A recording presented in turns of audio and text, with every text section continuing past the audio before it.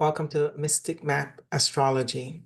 Today, we're exploring the meaning of your moon sign, the key to understanding your emotional world, your instinctual needs, and what makes you feel safe, nurtured, and emotionally fulfilled.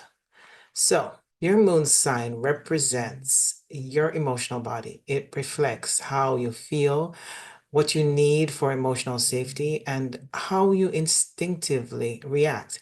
It also holds the memory, sometimes even ancestral or past life imprints. So, where the sun is your conscious self, the moon is a hidden world within.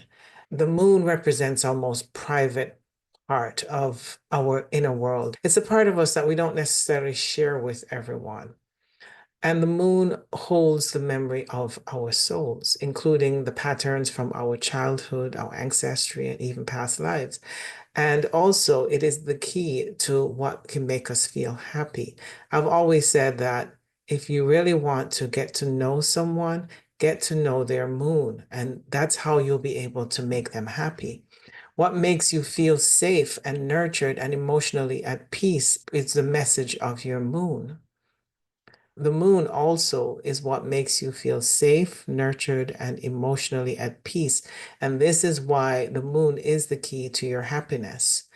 But the moon also has a shadow side. It governs not just our conscious feelings, but also our emotional imprints that we carry unconsciously.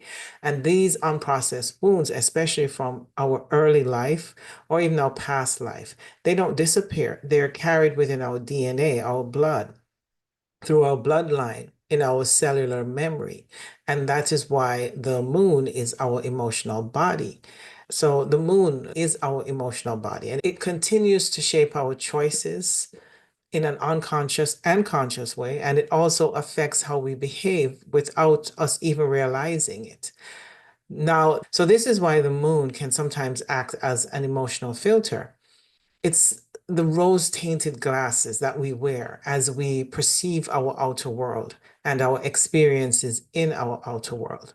The moon will affect how we react to others through our experiences and will define what we believe about ourselves based on our core beliefs, our conditioned core beliefs. If you've ever felt emotionally triggered or overreactive without really understanding why, then you can look to your moon to uncover your buried or repressed wounded memories, which is the shadow side of the moon. Now, this isn't all negative. The moon is also where we develop emotional intelligence.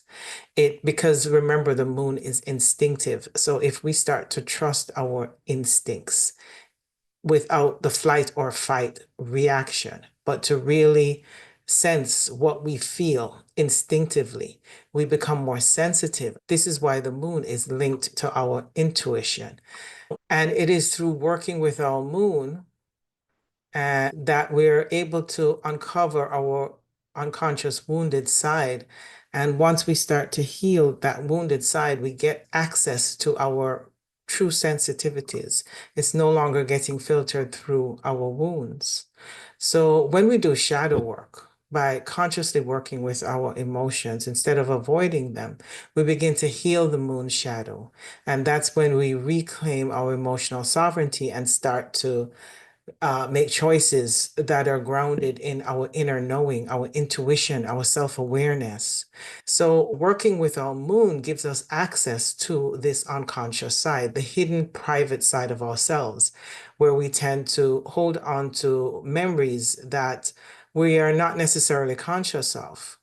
So the key to working with our moon sign is through our shadow work, where we can make the unconscious side conscious. We can unlock our emotional wounded memories that we have usually unprocessed or repressed. We can make what's unconscious more conscious by becoming aware of what it is that we're thinking and feeling. And we do this through this practice called self-witnessing. Now, I offer a free workshop every Tuesday at 7 p.m. Eastern, where we gather and we do the practice of shadow work. And if you're If you've never done shadow work before, you are more than welcome to learn more about what this practice is. And if you are practicing shadow work, then this is a space that allows you to go deeper into the practice. If you're interested, just send me an email and I'll tell you how to join. My email is mysticmapastro@gmail.com. So going further, when we're working with our moon, we can really sense what makes us feel good and what makes us happy and what makes us feel safe and comfortable. And getting access to this side of our moon is really important for us to gain a greater understanding of ourself. And that way we are more aligned in our sun sign. So the moon is deeply personal. It's how we love, it's how we bond, it's how we nurture, and how we cope. And it governs our instinctive reactions. Often, before we even think, we automatically react, causing us to repeat hidden behavioral patterns that comes from unprocessed wounds. And understanding your moon sign can help decode these emotional triggers and unveil the unconscious patterns to discover what truly comforts our soul. But in order to do this, we must first work with our sun to gain access to what is aligned in our soul. And the soul is the sun. It's your sun sign. When you get access to your sun sign, you're aligned in your authentic self.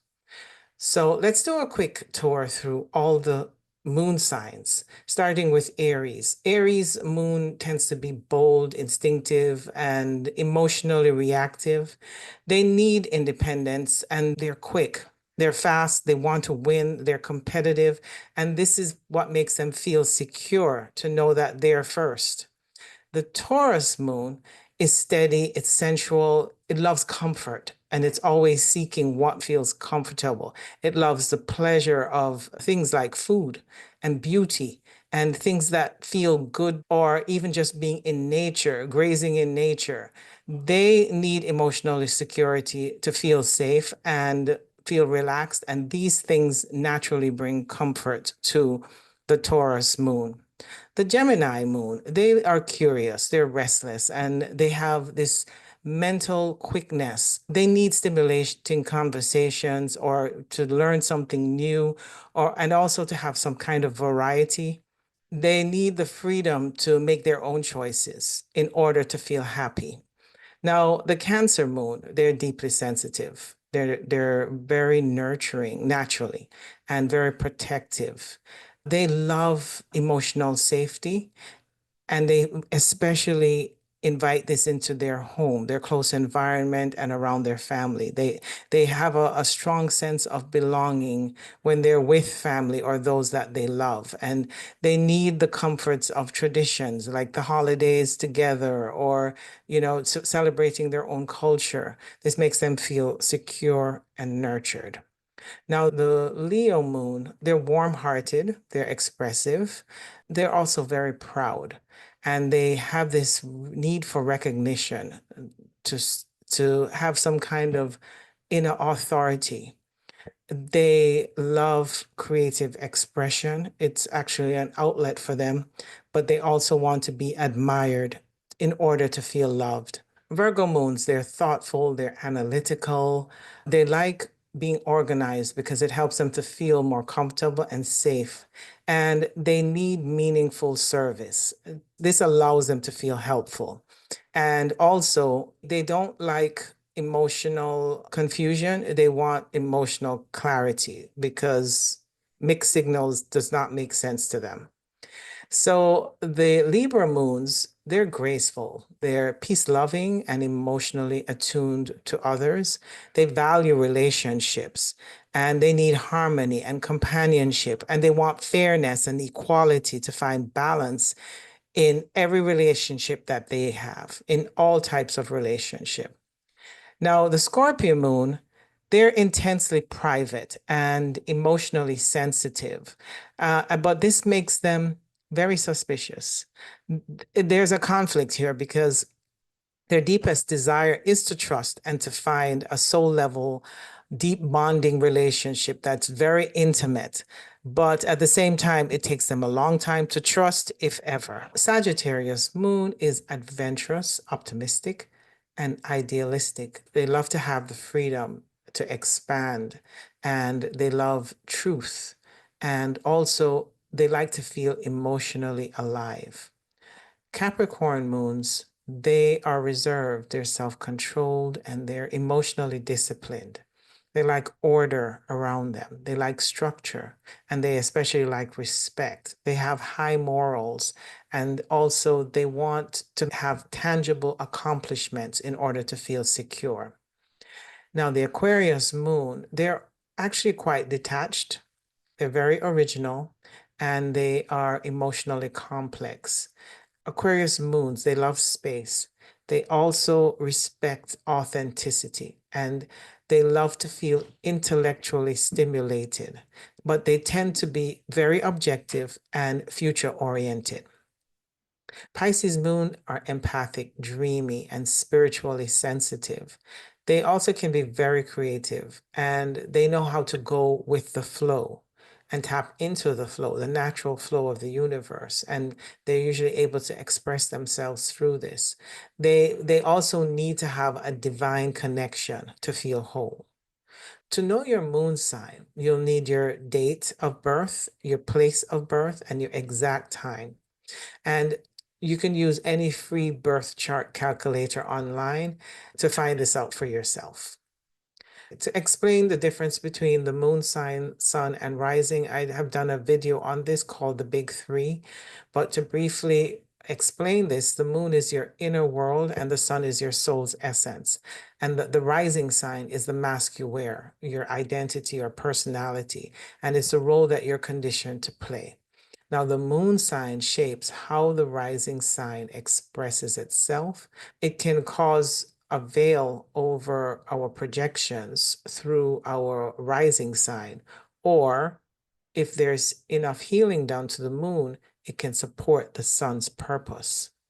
So again, in closing, I just want to remind you that I do offer a free shadow work workshop every Tuesday at 7 p.m. Eastern. And if you'd like to join, if this sounds interesting to you and you want to explore the practice of shadow work, we sometimes include some astrology, but the practice is mostly on the shadow work, then please send me an email, mysticmapastro@gmail.com, and I'll send you the link on how to join. Thank you and hope to see you next time.